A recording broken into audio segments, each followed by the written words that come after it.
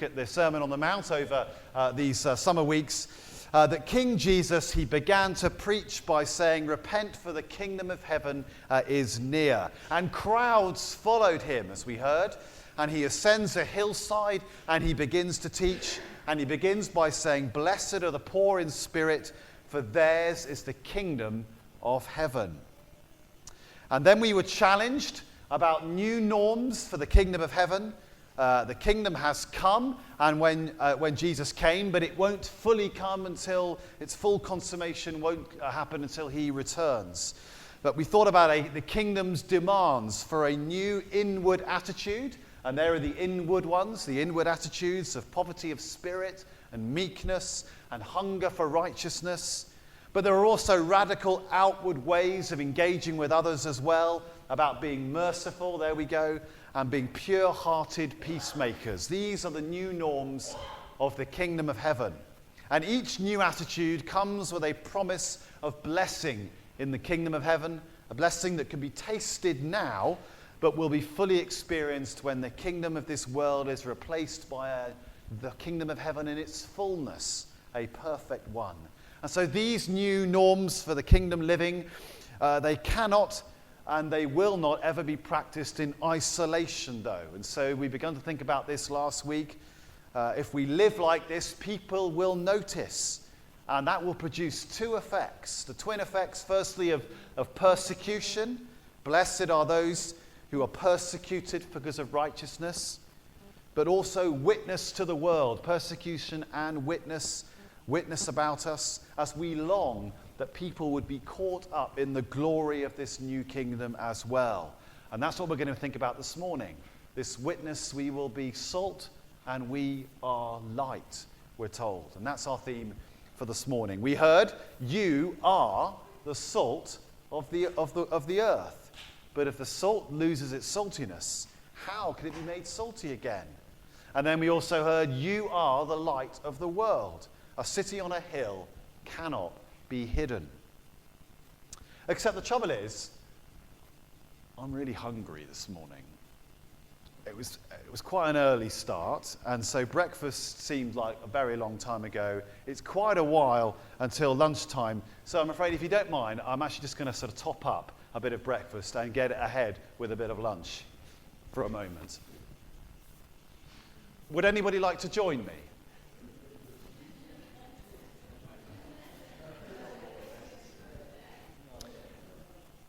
I can always rely on Emily and Sophie. I can usually rely on Zach. Zach, do you want to come and join me for a bit of extra top-up breakfast? Okay, excellent. Right, so I can't get separated from the notes, otherwise this is all going to go wrong, okay? That was the fourth wall just broken there for a moment. Okay, so now breakfast was ages ago, but I think we should top up with a little bit of Rice Krispies. Is that all right? Does that like Rice Krispies? Yeah, he'll do Rice Krispies. Phew, that's good. Rice Krispies is, I think, a sort of the forgotten cereal, isn't it? You know, it's been a bit kind of usurped by many more exciting things these days. But I found these in the cupboard. Actually, better just check the date.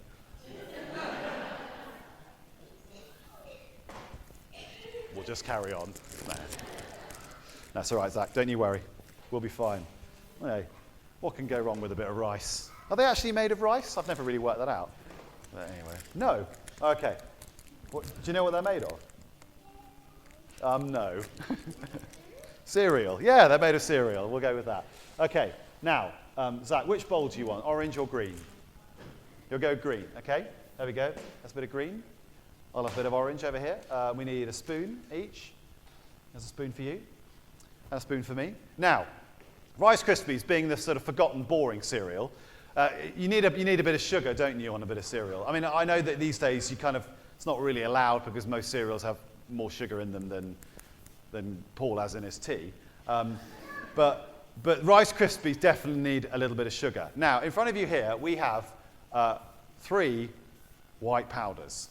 Okay, we have number 1, we have number 2, and we have number 3. Okay, now Zach, which one would you like to choose?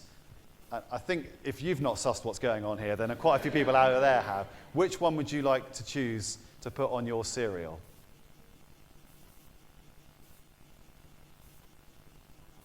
Number 3. Are you absolutely sure about that? Number 2. You're about to find out what a good choice you've made, I think. So I did this quite a long time ago. Okay, we'll go with number 2, okay? On your cereal. Okay? I'm going to go for number 1. Okay? Number 1. Okay, there we go. And what else do you need on cereal? Milk. You need a bit of milk, don't you? It's all right. Bit of milk. Bit of milk. Right, go for it, Zach. Let's get into this. You tell me what it tastes like. Does it taste nice? He's looking away. He's wondering about this. I think it's probably okay. I think you would have told us by now. Is that okay?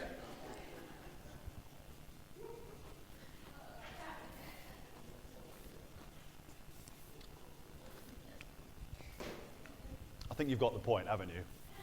That is sugar, and that is definitely salt that's gone on there. Okay, that was breakfast sorted out. Okay, you just keep going with that. But I also said that, because I'm definitely not keeping going with mine, because that is disgusting.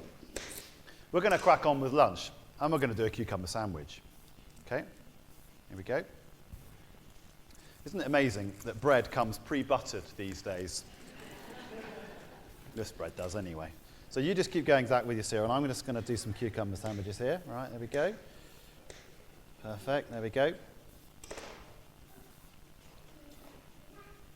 Cucumber goes in there like that.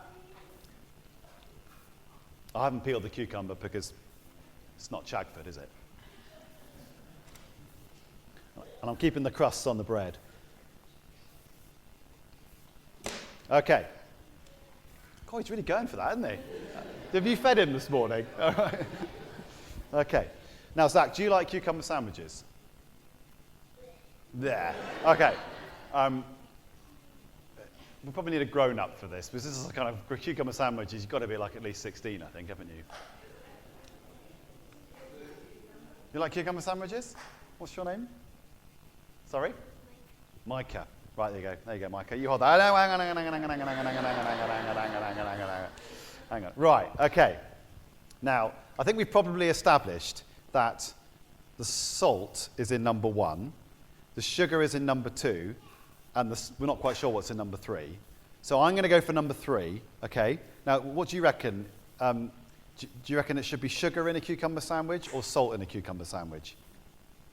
Salt. Should we put a little bit of salt in your cucumber sandwich? Just a tad. I better just check there's no allergy issues here, are there? No, that's fine. Phew. I should have probably done that with, anyway. He's nearly finished it. He's cracking on in there. We're just going to go for just a tiny, tiny little bit of salt in your cucumber sandwich. Perfect. Oh, that's quite a lot. We'll get rid of that bit. Right, there you go, Micah. Get yourself into that. Okay.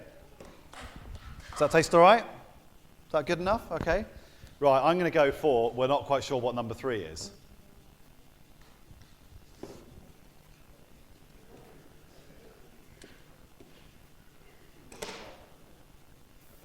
There's quite a lot on that one.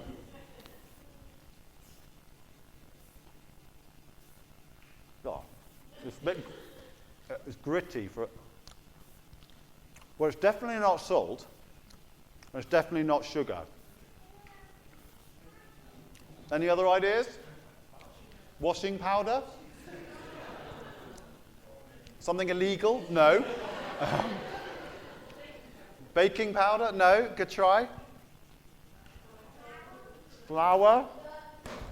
Oh, nice one, Zach. So actually, should we just stop? Just eat this for a few minutes? No. I think that's a mixture of the two, but I'm not absolutely sure. Oh.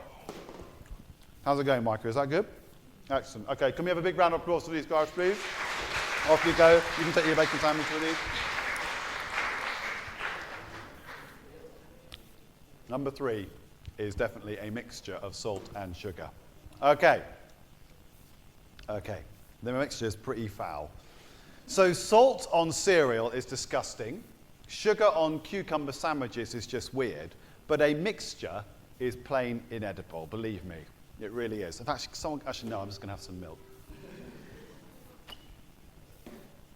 Perfect, there we go. Well, Jesus says that Christians, kingdom members, we are to be salt. We are salt. But we're not salt of the kingdom of heaven. We are the salt of the earth. Isn't that striking? He's just been talking about the kingdom of heaven and all the blessings that come with that. But now the subject is back here in the ordinary world as we know it. We are to be the salt of the earth. Now, we tend to use salt for flavoring most of the time. Cucumber sandwiches or whatever else it might be. But in Jesus' day, before the invention of fridges and freezers, the main purpose of salt was as a preservative, to stop food going rotten. And that seems to be the main meaning of the illustration here. Salty Christians, we are supposed to keep the world from going bad, like food goes bad if it's not kept in the fridge or the freezer. It's inevitable that over time, that as people ignore God and live as they please, the world turns rotten. But with salty kingdom people around, people who live out the norms of the kingdom as we saw in the Beatitudes, the moral and the spiritual decay of the world is delayed. Isn't that amazing?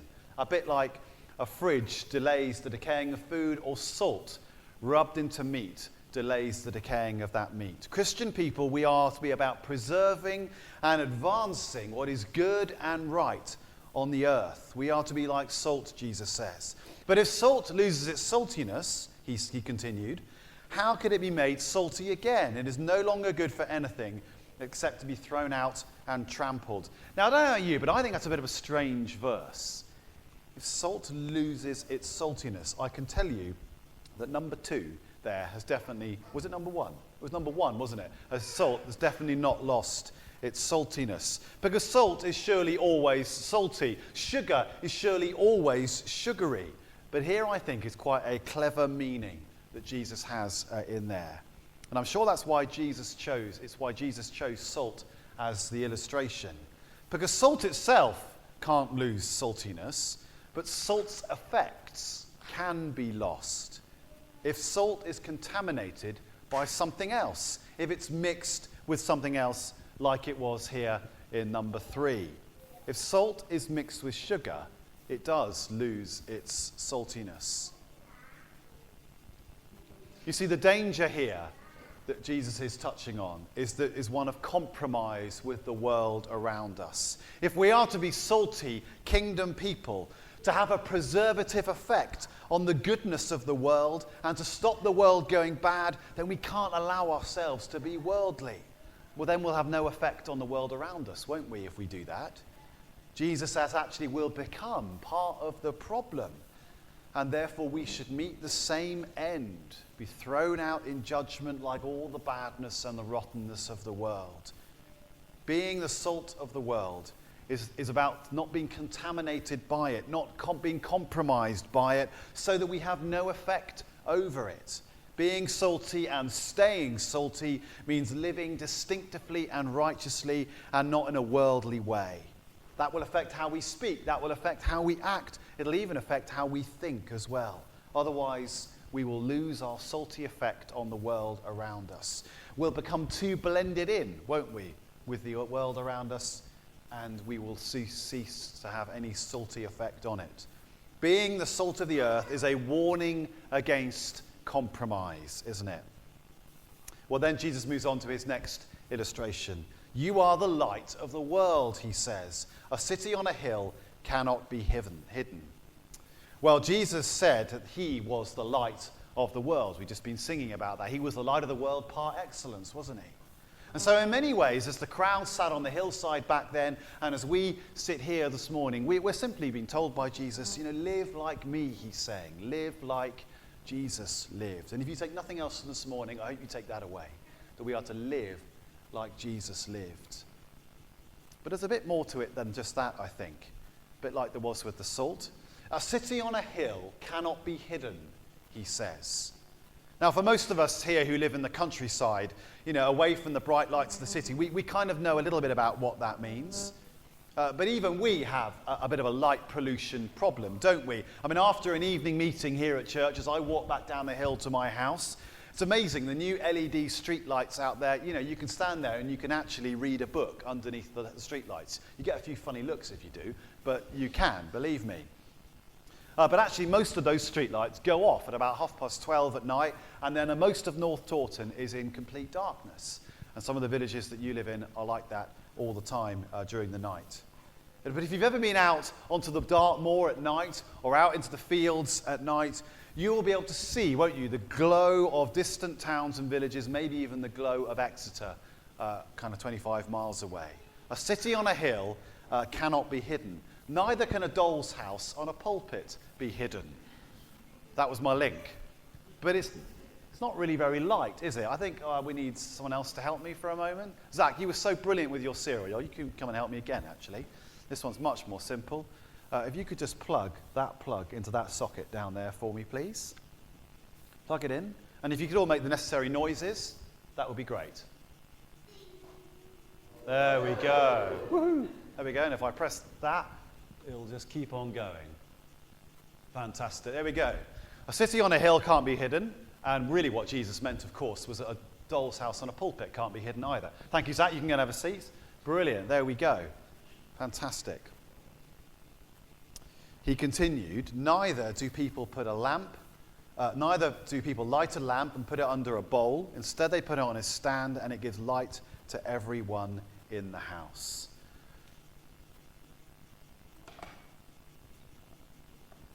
There we go.